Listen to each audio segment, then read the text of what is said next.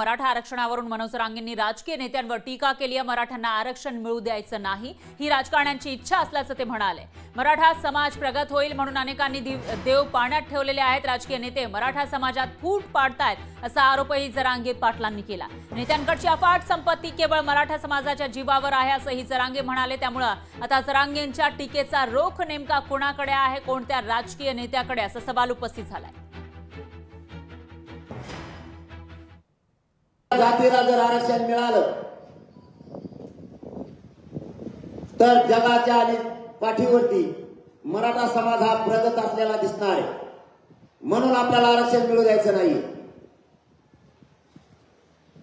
खूप जणांनी देव पाण्यात बुडून ठेवलेत, मराठ्यांना आरक्षण मिळू द्यायचं नाही म्हणून।